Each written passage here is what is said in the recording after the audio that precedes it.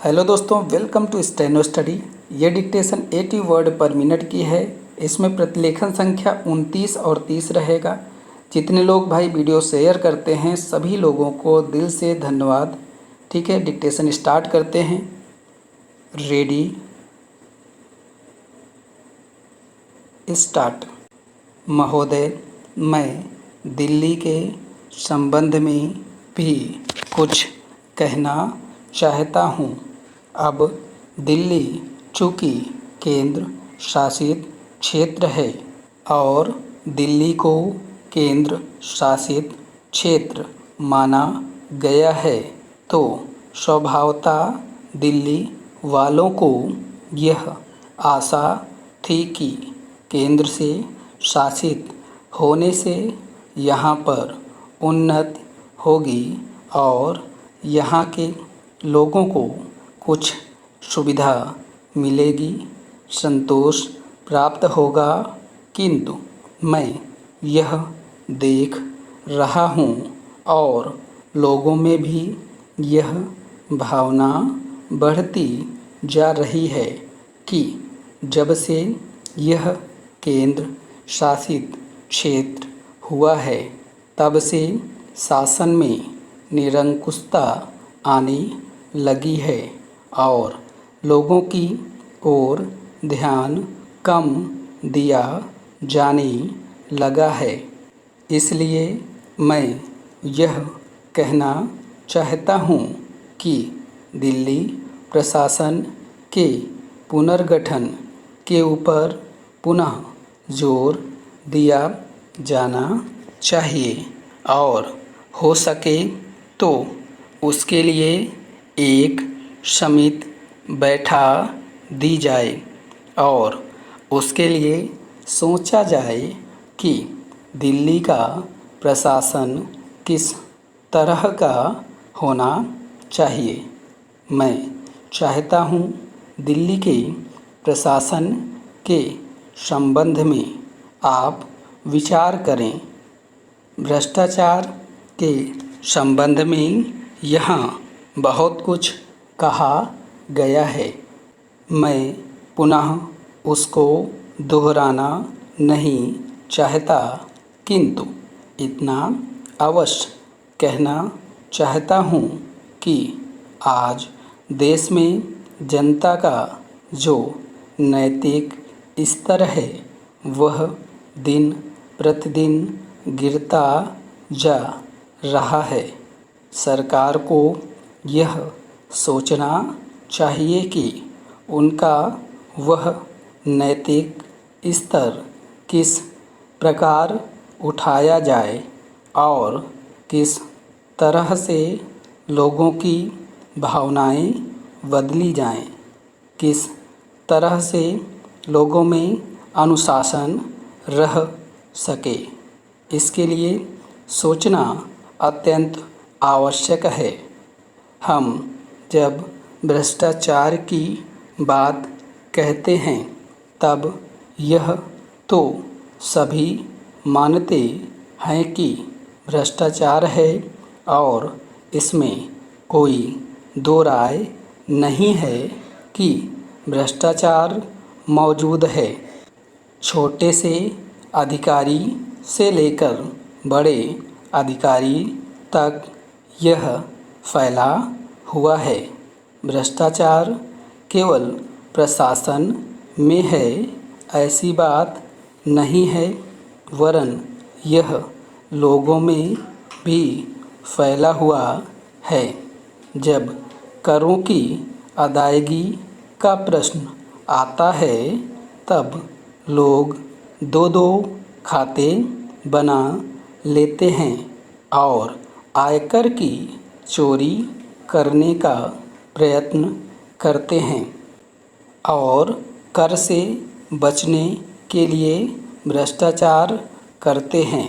जैसे बगैर दोनों हाथ के ताली नहीं बज सकती, ठीक वही बात भ्रष्टाचार के संबंध में लागू होती है। भ्रष्टाचार के निवारण के लिए जितना अधिकारियों का कर्तव्य है उतना ही कर्तव्य जनता का है।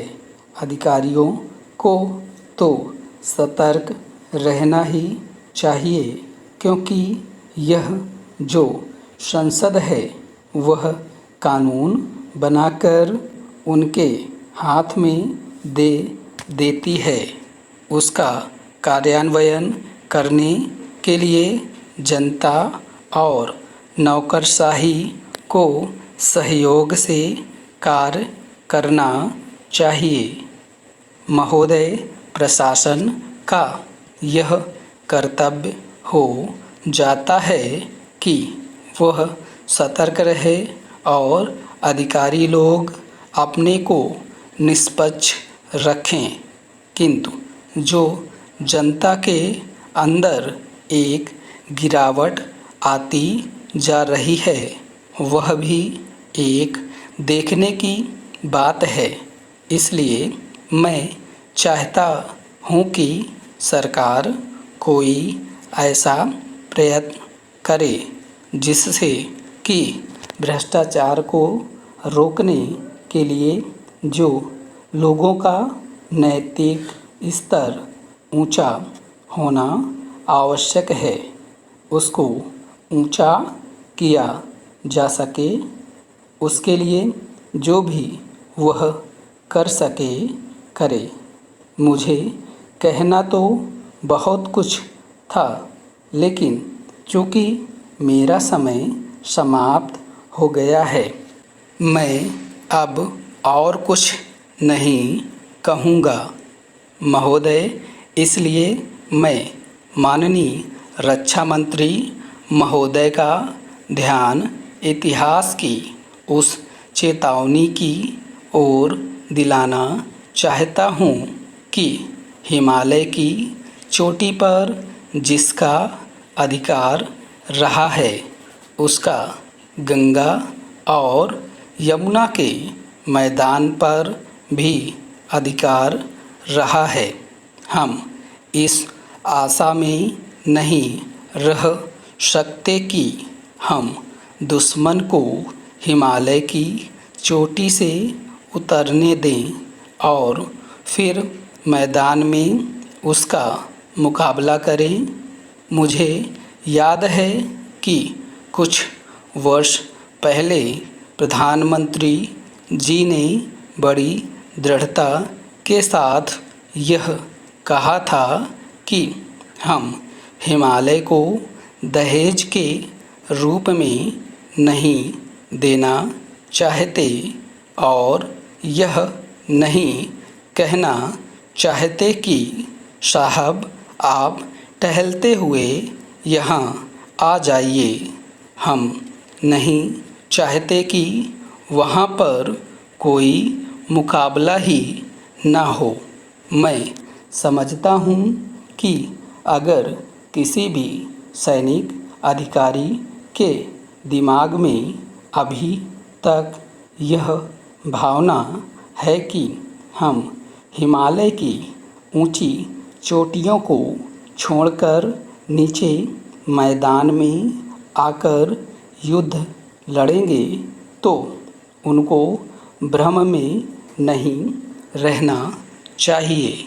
यह एक घातक बात होगी, एक आत्मघाती नीति होगी।